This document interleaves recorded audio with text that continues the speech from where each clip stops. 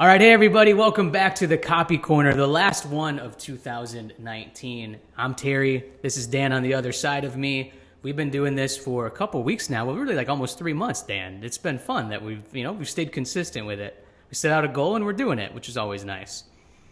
Hell yeah, man. And apologies to all the viewers. We forgot our New Year's glasses, our 2020, for the video. Yeah, exactly. But, we're filming this right before Christmas and the holidays, so this will be our last one, like we said, of 2019. And today, we want to talk about what not to do with your copywriting. So how not to write in 2020 so you can better attract your ideal clients, make more money, write effective sales copy or branding copy for yourself, because everybody's telling you what to do in 2020, how you can get better. We're kind of going to switch it up a little bit about what not to do so you can write better. So Dan, start us off. Yeah, so in 2020, quit keyword stuffing. Quit I'm tired Stop of these it. writers. It's stupid. Yeah, quit doing it. There's still a lot of people that do it, and I think we talk a lot about the way search is changing these days with the popularity of Alexa and just all of this voice search.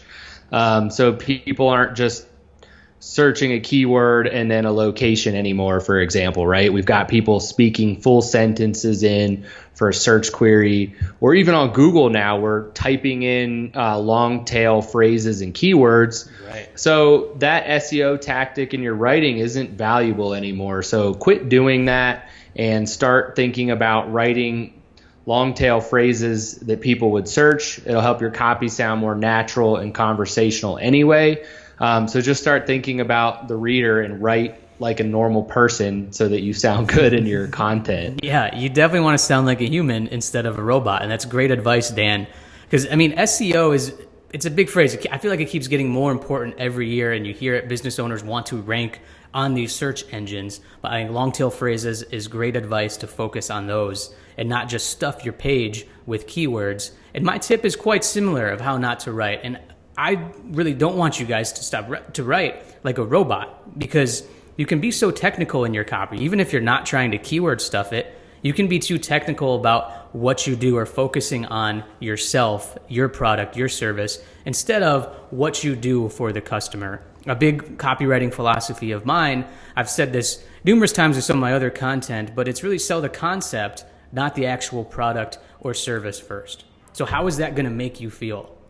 Sell that fresh cup of coffee in the morning, not the coffee pot that makes it. I got that example from another copywriter recently. I loved it because it just paints a more clear picture of, how to write instead of how not to do it. So that's really my advice, is add some personality in there, sell this feeling that that the customer can have, of whether it's an article topic, whether it's you're selling a product or service. That will be very impactful. It's how you gain more trust and how you get the reader to keep reading ultimately. So any other tidbit on that, Dan? Or was that just completely by the book, crystal clear? Yeah, dude, killed it, man. Killed it. Yes. No need to edit that out.